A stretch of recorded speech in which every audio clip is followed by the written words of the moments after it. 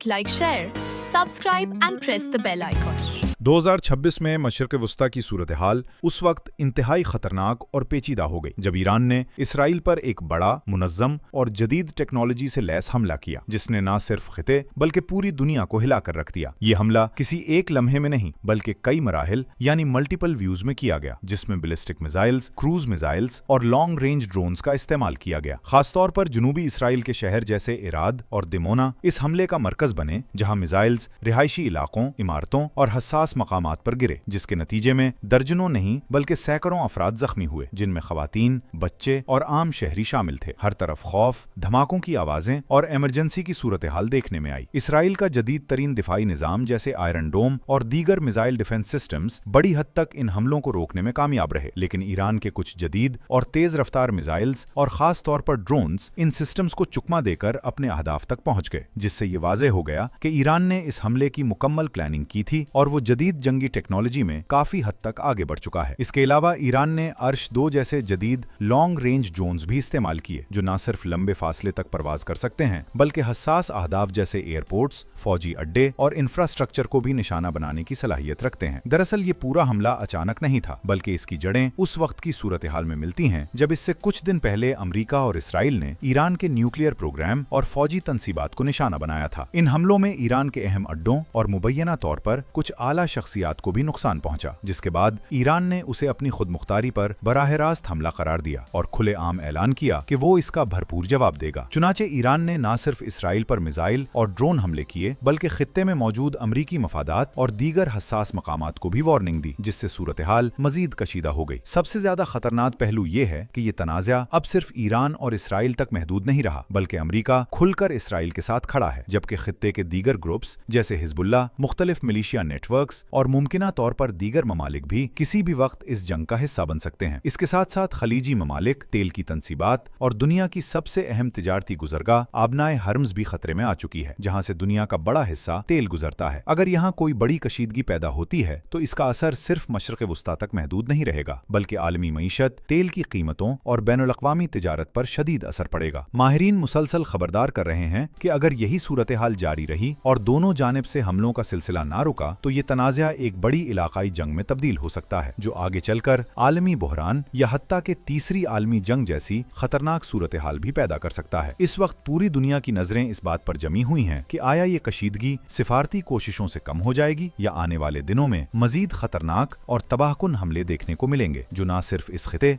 बल्कि पूरी दुनिया की तारीख का रुख बदल सकते हैं। और यही वो सवाल है जो आज हर इंसान के जहन में गर्दिश कर रहा है कि क्या ये सिर्फ एक जंग है या एक बड़े आलमी तूफान की शुरुआत।